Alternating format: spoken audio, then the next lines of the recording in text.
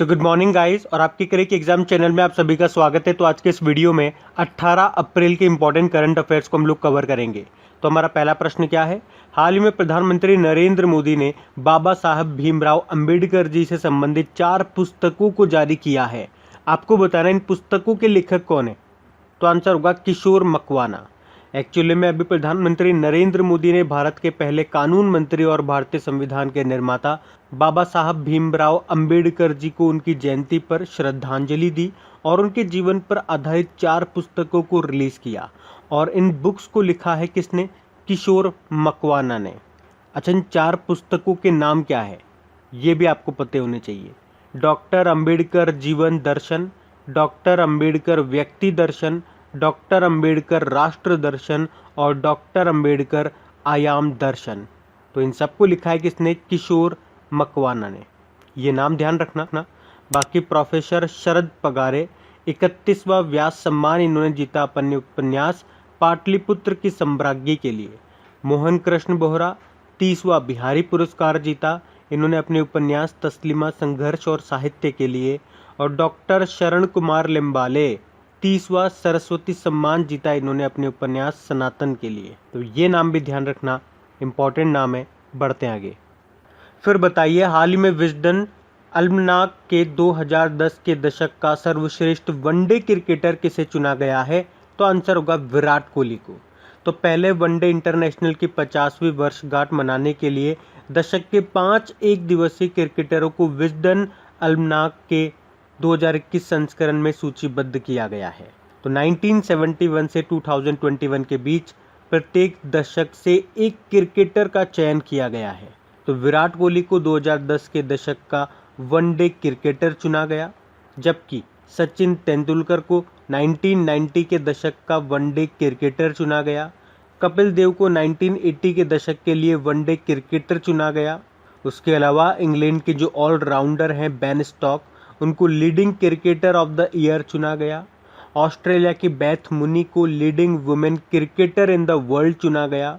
और West Indies के जो ऑलराउंडर हैं किरून पोलार्ड, उनको leading T20 cricketer in the world चुना गया है। तो साथ में ये भी याद रखना पॉइंट्स। बढ़ते हैं आगे। फिर बताइए, अभी हाल ही में विश्व हीमोफीलिया दिवस कब मनाया गया? आंसर होगा 17 अप्रैल को। तो हर साल 17 अप्रैल को वर्ल्ड हीमोफीलिया डे के रूप में मनाया जाता है। और इसकी थीम थी परिवर्तन के लिए अनुकूल एक नई दुनिया में निरंतर देखभाल, यानी कि adapting to change sustaining care in a new world. अब हीमोफीलिया क्या है? तो हीमोफीलिया में क्या होता है? ब्लड कोटिंग नहीं होता है, क्योंकि इसमें पर्याप्त रक्त थक्के प्रोटीन या उसके कारकों का अभाव होता है। मतलब किसी को अगर हीमोफीलिया है और अगर उसको चोट लग जाती है तो ब्लड कोट नहीं होगा, रक्त का थक्का नहीं जमेगा और उसका जो ब्लड है वो बहता रहेगा। अच्छा बताओ, ब्लड कोटिंग के लिए, रक्त का थक्का जमने के लिए कौन सा विटामिन रेस्पॉन्सिबल होता है? तो आंसर होगा विटामिन के। और याद रखना, हीमोफीलिया को ब्रिटिश रॉयल डिजीज के नाम से भी जाना जाता है, क्योंकि ब्रिटेन की महारानी विक्टोरिया के वंशज एक के बाद एक इस बीमारी के चपेट में आने लगे थे, इसीलिए इसको बोला जाता है ब्रिटिश रॉयल डिजीज। तो 17 अप्रैल को मनाते हैं वर्ल्ड हीमोफीलिया डे। वैसे 17 अप्रैल को डॉक्टर सर्वपल्ली राधाकृष्णन जी की पुण्यतिथि भी होती है। ये भारत के पहले उपराष्ट्रपति और दूसरे राष्ट्रपति थे। तो ये भी ध्यान रखना। बढ़ते आगे। फिर अभी हाल ही में भारत ने किस देश के साथ खंजर नाम का अभ्यास का आयोजन किया? तो आंसर होगा किर्गिस्तान। तो अभी भारत और किर्गिस्तान के बीच खंजर नाम के अभ्यास शुरू हुआ है। और कहाँ पे शुरू हुआ ये अभ्यास, ये एक्सरसाइज? तो किर्गिस्तान की कैपिटल बिश्केक में।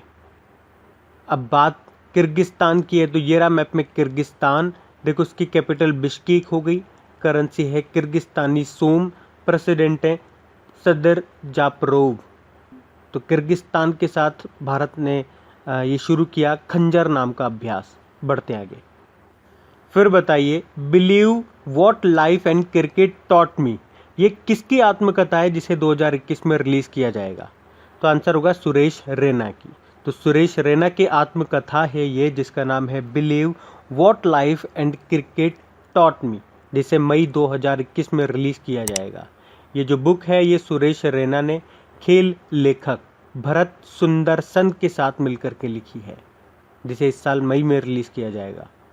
बाकी सचिन तेंदुलकर की जो ऑटोबायोग्राफी है उसका नाम है playing it my way. Yuvraj Singh की है the test of my life. और वीवीएस लक्ष्मण की जो है उसका नाम है 281 एंड बियॉन्ड।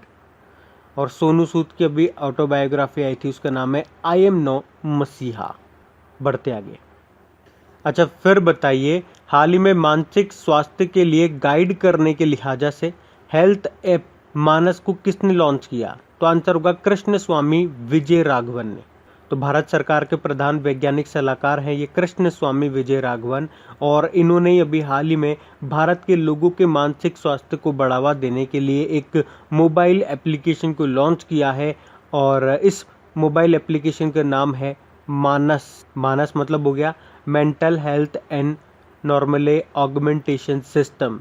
और इस एप्लीकेशन का उद्देश्य क्या है?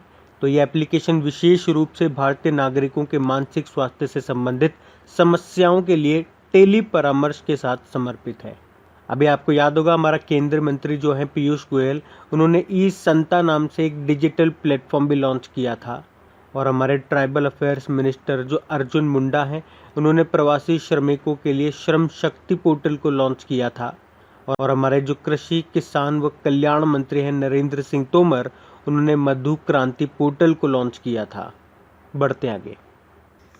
फिर अगला प्रश्न है, हाल ही में 78वें वेनिस अंतर्राष्ट्रीय फिल्म महोत्सव में किसे लाइफ टाइम अचीवमेंट अवार्ड से सम्मानित किया जाएगा? तो आंसर होगा रॉबर्टो बेनिगनी को।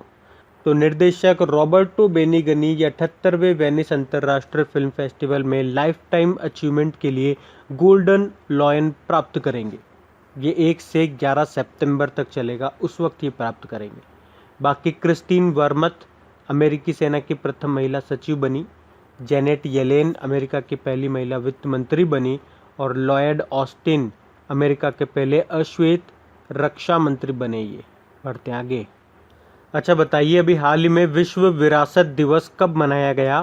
तो आंसर होगा 18 अप्रैल को। तो हर साल 18 अप्रैल को विश्व स्तर पर ये वर्ल्ड हेरिटेज डे यानी कि विश्व धरोहर दिवस के रूप में, विश्व विरासत दिवस के रूप में मनाया जाता है। और ये दिन मानव विरासत को संरक्षित करने और इससे संबंधित संगठनों के प्रयासों को चिन्हित करने के लिए हर साल मनाया जाता है 18 अप्रैल को। और इसकी थीम क्या थी? Complex past diverse future. अच्छा, इंपॉर्टेंट डे वाला क्वेश्चन है, तो चलिए एक बार फिर से आपको रिवाइज कराता हूँ अप्रैल के सब इंपॉर्टेंट डेज।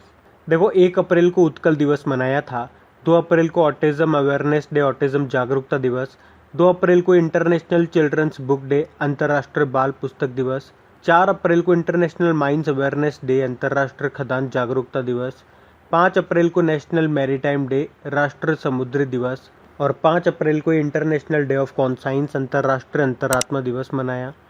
फिर 7 अप्रैल को वर्ल्ड हेल्थ डे मनाया, 10 अप्रैल को वर्ल्ड होम्योपैथी डे मनाया, 11 अप्रैल को विश्व पार्किंसन दिवस मनाया, 12 अप्रैल को राष्ट्रीय सुरक्षित मातृत्व दिवस, नेशनल सेफ मदरहुड डे के रूप में मनाया।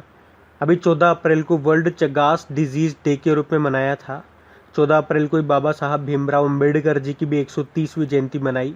और अभी 15 अप्रैल को एक तो विश्व कला दिवस, वर्ल्ड आर्ट डे मनाया था, और हिमाचल दिवस भी मनाया था। और 16 अप्रैल को वर्ल्ड वॉइस डे के रूप में मनाया था। तो अप्रैल के सारे इंपॉर्टेंट डेज आपको ध्यान रखने हैं। बढ़ते आगे। फिर बताइए, किस संस्था ने my body is my own नाम से एक रिपोर्ट जारी की है? तो आंसर होगा यूनाइटेड नेशन पॉपुलेशन फंड।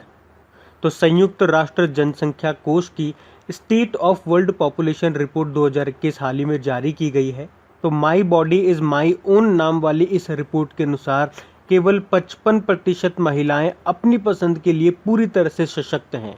इसमें बताया कि 57 विकासशील देशों की लगभग आधी महिलाओं को अपने शरीर के बारे में निर्णय लेने का अधिकार नहीं है। बाकी ये रिपोर्ट जारी की है यूनाइटेड नेशन पॉपुलेशन फंड ने। तो इसका हेडक्वार्टर कहाँ मिलेगा आपको? न्यूयॉर्क में।